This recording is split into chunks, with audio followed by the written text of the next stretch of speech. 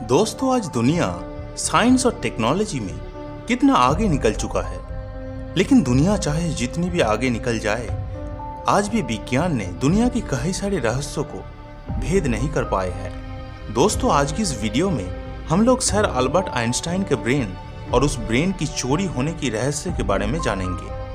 आज दुनिया इतना आगे निकल चुका है, लेकिन इतनी आगे निकल जाने के बाद भी आज साइंस उनके थीसिसों के बिना कमजोर है।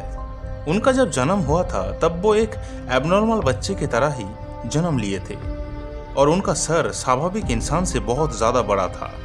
इसके बावजूद भी उनके दिमाग इतना ज्यादा तेज था कि आज तक कोई भी उनका मुकाबला नहीं कर सके, और इसीलिए ही हर कोई उनके दिमाग के रहस्य के बारे में जानना चाहते हैं। उनके दिमाग में आखिर ऐसा कौन सा सुपर नेचुरल पावर था जिसकी बदौलत वो उस मुकाम तक पहुंचे थे। ज्यादातर बच्चे 2 से 2.5 साल के बीच में ही बात करना सीख जाते हैं। सर अल्बर्ट आइंस्टाइन ने 4 साल की उम्र में पहली बार बात की थी, वो भी जब उन्हें बहुत बड़ी एक समस्या हुई।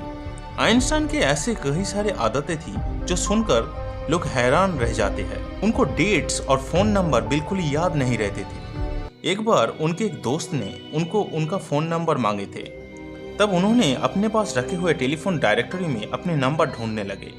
ये देखकर उस दोस्त ने जब हैरान हो गए, तब आइंस्टाइन ने जवाब में कहे, उन सारी चीजों को असल में मैं क्यों याद रखूं जिसको किताबों में आसानी से पाया जा सके।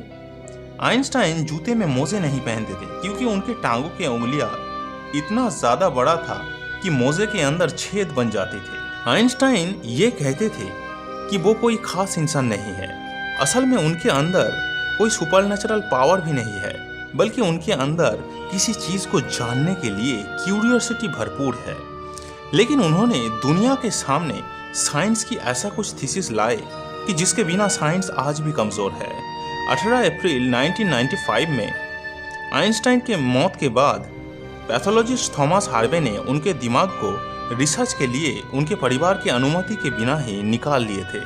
लेकिन वो पकड़े जाने के बाद वो उस दिमाग का रिसर्च तो करना चाहते ही थे ताकि विज्ञान और वैज्ञानिक दोनों की ही फायदा हो। लेकिन परमिशन ना मिलने के वजह से वो काम को आगे ही नहीं बढ़ा पा रहे थे।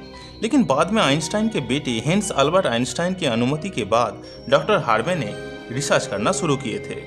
पहले उन्होंने जब वजन करके देखा तो उन्होंने देखा कि आइंस्टाइन के ब्रेन की वजन 1230 ग्राम था, जो साधारण इंसान से कम था। इसके बाद डॉक्टर हार्वे ने आइंस्टाइन के दिमाग को 240 टुकड़े में विभाजित किए और दुनिया के तमाम रिसर्चर्स के पास भेज दिए थे ताकि वो अच्छी तरह से उनका दिमाग का जांच कर सके। बहुत अच्छी तरीके से जांच करने के बाद ये जाना गया कि उनके दिमाग में एक साधारण इंसान से बहुत ज़्यादा सेल्स थी। असल में उनके दिमाग का सेरिब्रल कॉर्टेक्स एक आम इंसान से अलग था।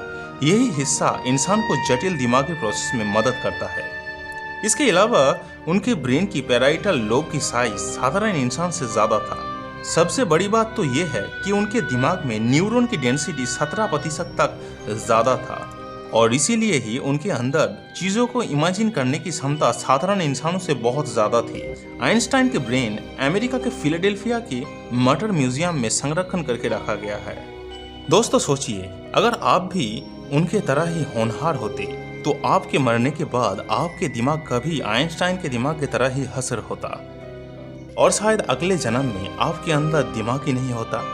खैर, भगवान का लाख लाख शुक्र है कि उन्होंने हमें आइंस्टाइन जैसा नहीं बनाया है। दोस्तों, आपकी क्या राय है? कमेंट में बताना मत भूलिएगा। तो दोस्तों, आशा करता हूँ वीडियो आप लोगों को अच्छा लगा होगा।